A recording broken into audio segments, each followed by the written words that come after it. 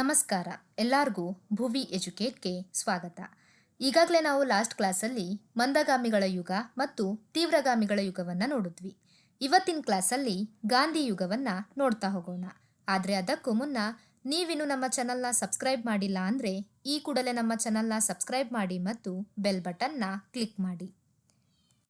ಗಾಂಧಿ ಯುಗ ಕಾಲ 1919ರಿಂದ 1947.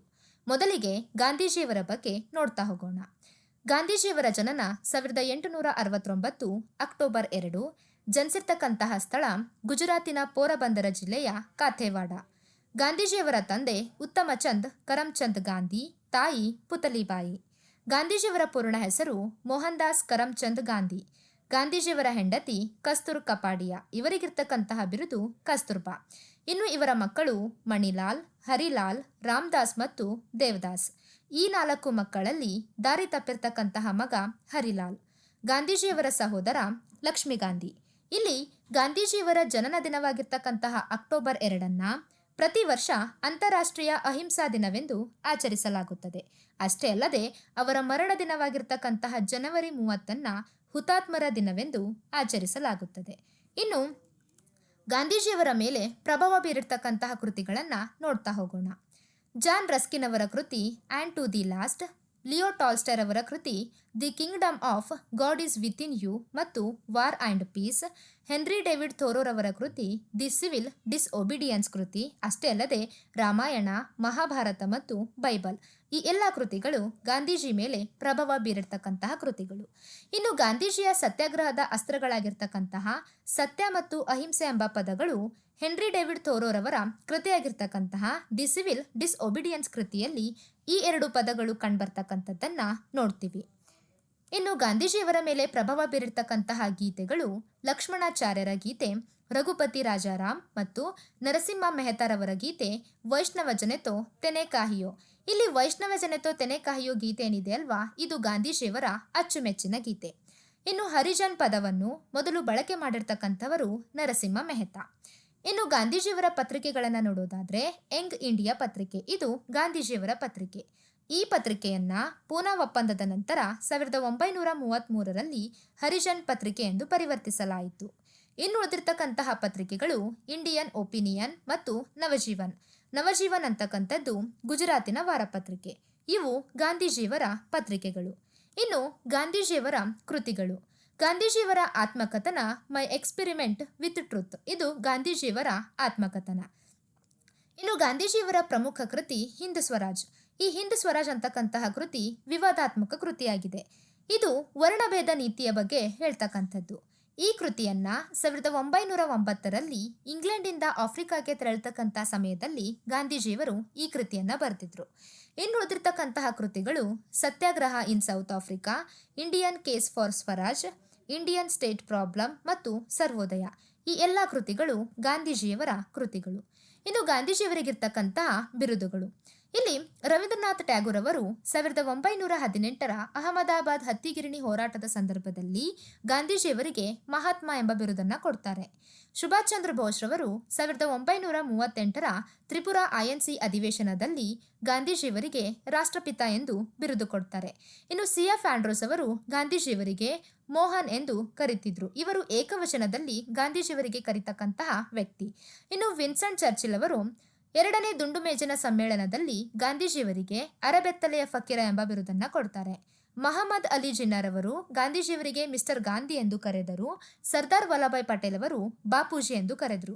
ಅಷ್ಟೇ ಅಲ್ಲದೆ ಚಂಪಾರಣ್ಯದ ಜನತೆ ಗಾಂಧೀಜಿಯವರಿಗೆ ಗಾಂಧಿ ಬಾಬಾ ಎಂಬ ಹೆಸರಿನಿಂದ ಕರೆದ್ರು.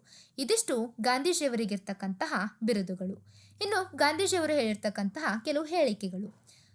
ಹಿಂದೂ ಧರ್ಮದಲ್ಲಿ ಅಸ್ಪೃಶ್ಯತೆ ಇದೆ ಎಂದು ಯಾರಾದರೂ ಸಾಬೀತು ಮಾಡಿದರೆ ಹಿಂದೂ ಧರ್ಮದ ವಿರುದ್ಧ ಸ್ವತಃ ನಾನೇ ದಂಗೆ ಏಳುತ್ತೇನೆ ಎಂದು ಹೇಳಿಕೆಯನ್ನು ಕೊಡ್ತಾರೆ. ಅಷ್ಟೇ ಅಲ್ಲದೆ ನನ್ನ ಧರ್ಮವೇ ಶ್ರೇಷ್ಠ, ಇತರ ಧರ್ಮ ಕನಿಷ್ಠ ಎಂಬ ಮನೋಭಾವನೆಯನ್ನ ಹೊಂದಿರತಕ್ಕಂಥವರು.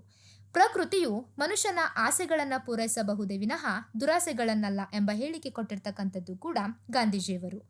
ಪ್ರತಿಯೊಂದು ಜೀವರಾಶಿಗೂ ಕರುಣೆ ಪ್ರೀತಿಯನ್ನು ತೋರಿಸುವುದೇ ಮಾನವೀಯ ಧರ್ಮ ಎಂಬ ಹೇಳಿಕೆ ಕೊಟ್ಟಿರ್ತಕ್ಕಂಥದ್ದು ಕೂಡ ಗಾಂಧೀಜಿಯವರು. ಈ ಎಲ್ಲ ಹೇಳಿಕೆಗಳು ಗಾಂಧೀಜಿಯವರ ಹೇಳಿಕೆಗಳು. ಇನ್ನು ದಕ್ಷಿಣ ಆಫ್ರಿಕಾದಲ್ಲಿ ಗಾಂಧೀಜಿಯನ್ನ ನೋಡ್ತಾ ಹೋಗೋಣ. ಮೊದಲನೆಯದಾಗಿ 1888ರಲ್ಲಿ ಗಾಂಧೀಜಿಯವರು ತಮ್ಮ ತಾಯಿಯ ಆಸೆಯಂತೆ ಕಾನೂನಿನಲ್ಲಿ ಬ್ಯಾರಿಸ್ಟರ್ ಪದವಿಯನ್ನು ಪಡೆಯುವ ಉದ್ದೇಶದಿಂದ ಇಂಗ್ಲೆಂಡಿಗೆ ಹೋಗ್ತಾರೆ. ಅಲ್ಲಿ ಪದವಿಯನ್ನು ಪಡೆದುಕೊಂಡು 1891ರಲ್ಲಿ ಭಾರತಕ್ಕೆ ಮರಳಿ ಬರ್ತಾರೆ. ಭಾರತಕ್ಕೆ ಬಂದ ಮೇಲೆ ರಾಜ್ಕೋಟ್ ಮತ್ತು ಮುಂಬೈನಲ್ಲಿ ವಕೀಲರಾಗಿ ಸೇವೆ ಸಲ್ಲಿಸ್ತಾರೆ. 1893ರಲ್ಲಿ ಪೋರಬಂದರ್ ಮುಸ್ಲಿಂ ಉದ್ದಿಮೆಯ ಒಡೆತನದ ದಾದಾ ಅಬ್ದುಲ್ ಅಂಡ್ ಕಂಪನಿಯೊಂದಿಗೆ 1 ವರ್ಷದ ಒಪ್ಪಂದವನ್ನು ಮಾಡಿಕೊಂಡು ದಕ್ಷಿಣ ಆಫ್ರಿಕಾಗೆ 1894ರಲ್ಲಿ ಹೋಗ್ತಾರೆ. ಉದ್ದೇಶ ವಕೀಲ ವೃತ್ತಿಯನ್ನು ನಿರ್ವಹಣೆ ಮಾಡುವ ಉದ್ದೇಶದಿಂದ. ಗಾಂಧೀಜಿಯವರು ದಕ್ಷಿಣ ಆಫ್ರಿಕಾಕ್ಕೆ ಹೋದ್ಮೇಲೆ ಅಲ್ಲಿ ಕೆಲವು ಘಟನೆಗಳು ನಡೆಯುತ್ತೆ. ಆ ಕೆಲವು ಘಟನೆಗಳು ಗಾಂಧೀಜಿಯ ಮೇಲೆ ತುಂಬ ಪ್ರಭಾವವನ್ನು ಬೀರ್ತಕ್ಕಂಥದ್ದು. ಹಾಗಾದರೆ ಆ ಯಾವ ಘಟನೆಗಳು ಗಾಂಧೀಜಿ ಮೇಲೆ ಪ್ರಭಾವ ಬೀರುತ್ತೆ ಅಂತ ನೋಡ್ತಾ ಹೋಗೋಣ. ಮೊದಲನೆಯ ಘಟನೆ, ಡರ್ಬನ್ನಿಂದ ಪ್ರಿಟೋರಿಯಾ ಎ ದರ್ಜೆಯ AC ರೈಲಿನಲ್ಲಿ ಗಾಂಧೀಜಿಯವರು ಪ್ರಯಾಣ ಮಾಡ್ತಕ್ಕಂಥ ಸಂದರ್ಭದಲ್ಲಿ ಆ ರೈಲಿನಲ್ಲಿರ್ತಕ್ಕಂತಹ ದಕ್ಷಿಣ ಆಫ್ರಿಕಾದ ಜನರು ಗಾಂಧೀಜಿಯವರಿಗೆ ಭಾರತೀಯ ಕರಿಯ ವ್ಯಕ್ತಿ ಎಂಬ ಕಾರಣಕ್ಕಾಗಿ ಮಾರ್ಗ ಮಧ್ಯೆ ಪೀಟರ್ ಮಾರಿಟ್ಸ್ಬರ್ಗ್ ಎಂಬ ರೈಲು ನಿಲ್ದಾಣದಲ್ಲಿ ಗಾಂಧೀಜಿಯವರನ್ನ ಹೊರದಬ್ಬಲಾಗುತ್ತೆ. ಇನ್ನು ಎರಡನೇ ಕಾರಣ, ದಕ್ಷಿಣ ಆಫ್ರಿಕಾ ಸರ್ಕಾರ ಮತ್ತು ಭಾರತದ ಬ್ರಿಟನ್ ಸರ್ಕಾರದ ನಡುವೆ ಒಂದು ಒಪ್ಪಂದವಾಗುತ್ತೆ. ಯಾವುದಂದ್ರೆ ಇಂಡೆಚರ್ಡ್ ಲೇಬಲ್ ಒಪ್ಪಂದ. ಈ ಒಪ್ಪಂದದ ಮೂಲಕ ಭಾರತದಲ್ಲಿರ್ತಕ್ಕಂತಹ 1,50,000 ಉದ್ಯೋಗಿಗಳು 10 ವರ್ಷಗಳ ಅವಧಿಗೆ ದಕ್ಷಿಣ ಆಫ್ರಿಕಾಕ್ಕೆ ತೆರಳಿ ಅಲ್ಲಿ ಉದ್ಯೋಗ ಮಾಡ್ತಕ್ಕಂಥದ್ದು. ಆದರೆ ಅಲ್ಲಿರ್ತಕ್ಕಂತಹ ಜನರು ಈ ಉದ್ಯೋಗಿಗಳನ್ನು ಕೂಲಿಗಳೆಂದು ಪರಿಗಣಿಸಲಾಯಿತು. ಅದಲ್ಲದೆ ಗಾಂಧೀಜಿಯವರನ್ನು ಕೂಡ ಕೂಲಿ ವಕೀಲ ಎಂದು ಅವಹೇಳನ ಮಾಡಲಾಯಿತು. ಇದು ಎರಡನೇ ಕಾರಣವಾಗುತ್ತೆ. ಇನ್ನು ಮೂರನೇ ಕಾರಣ, ಡರ್ಬನ್ ನ್ಯಾಯಾಲಯದಲ್ಲಿ ಗಾಂಧೀಜಿಯು ದಾದಾ ಅಬ್ದುಲ್ಲಾ ಕಂಪನಿಯ ಪರವಾಗಿ ವಾದಿಸ್ತಕ್ಕಂತಹ ಸಂದರ್ಭದಲ್ಲಿ ಅಲ್ಲಿನ ನ್ಯಾಯಾಧೀಶರು ರುಮಾಲನ್ನು ತೆರೆದಿಟ್ಟು ವಾದಿಸುವಂತೆ ಗಾಂಧೀಜಿಗೆ ತಾಕೀತು ಮಾಡ್ತಾರೆ.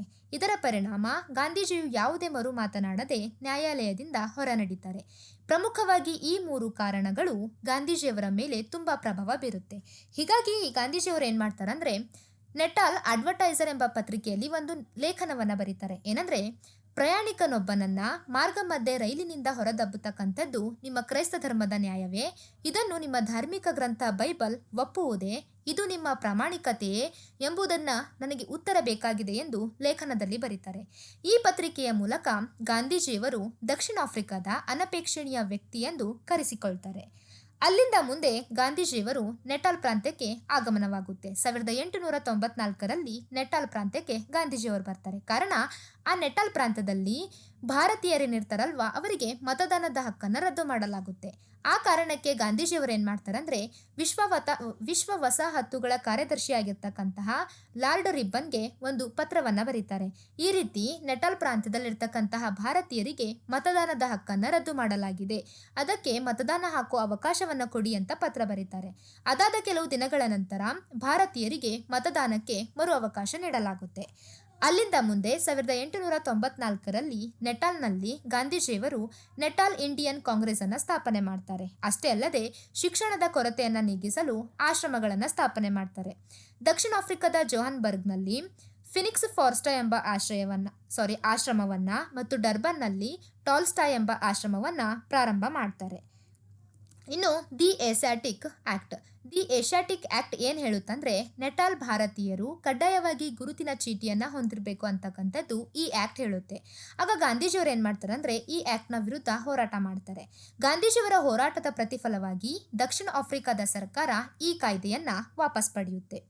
ಮುಂದೆ ಟ್ರಾನ್ಸ್ವಾಲ್ ಪ್ರಾಂತ್ಯದ ಬಗ್ಗೆ ನೋಡ್ತಾ ಹೋಗೋಣ. ಇಲ್ಲಿ ಟ್ರಾನ್ಸ್ವಾಲ್ ಪ್ರಾಂತ್ಯ ಏನಿದೆ ಅಲ್ವಾ, ಇಲ್ಲಿ ಭಾರತೀಯರಿಗೆ ಪ್ರವೇಶವನ್ನ ನಿರಾಕರಣೆ ಮಸೂದೆ ಜಾರಿ ಮಾಡುತ್ತೆ. ಕಾರಣ, ಈ ಪ್ರಾಂತ್ಯದಲ್ಲಿ ಅತಿ ಹೆಚ್ಚು ಬಿಳಿಯರಿರುತ್ತಾರೆ. ಹೀಗಾಗಿ ಅಲ್ಲಿ ಭಾರತೀಯರಿಗೆ ಪ್ರವೇಶವಿಲ್ಲ ಅಂತಕ್ಕಂತಹ ಒಂದು ಮಸೂದೆಯನ್ನು ಜಾರಿಯಾಗುತ್ತೆ. ಆಗ ಗಾಂಧೀಜಿಯವರು ಏನು ಮಾಡ್ತಾರೆ ಅಂದರೆ ಈ ಮಸೂದೆಯ ವಿರುದ್ಧ ಹೋರಾಟ ಮಾಡ್ತಾರೆ. ಆಗ ಗಾಂಧೀಜಿಯವರಿಗೆ ಜೊತೆಯಾಗಿರ್ತಕ್ಕಂಥದ್ದು ಅವರ ಹೆಂಡತಿ ಕಸ್ತೂರ್ಬಾ ಮತ್ತು ಶುರುವಲ್ಲಿ 16 ಮಹಿಳೆಯರಿರ್ತಾರೆ. ಆದರೆ ಅಂತಿಮವಾಗಿ 127 ಮಹಿಳೆಯರೊಂದಿಗೆ ಈ ವಿರುದ್ಧ ಅಂದರೆ ಈ ಹೋರಾಟದ ವಿರುದ್ಧ ಎಲ್ಲರೂ ಭಾಗಿಯಾಗ್ತಾರೆ. ಈ ಹೋರಾಟದ ವಿರುದ್ಧ 1913ರಲ್ಲಿ ಗಾಂಧೀಜಿಯವರಿಗೆ ಜಯಗೂಡ ಸಿಗುತ್ತೆ. ಈ ಹೋರಾಟಕ್ಕೆ ಪ್ರೇರಣೆ ನೀಡಿರ್ತಕ್ಕಂತಹ ಸತ್ಯಾಗ್ರಹ 1909ರ ಅವಿಧೇಯತೆಯ ಸತ್ಯಾಗ್ರಹ. ಇದು ಗಾಂಧೀಜಿಯವರು ದಕ್ಷಿಣ ಆಫ್ರಿಕಾದಲ್ಲಿ ಮಾಡಿರ್ತಕ್ಕಂತಹ ಮೊಟ್ಟ ಮೊದಲ ಸತ್ಯಾಗ್ರಹವಾಗಿದೆ.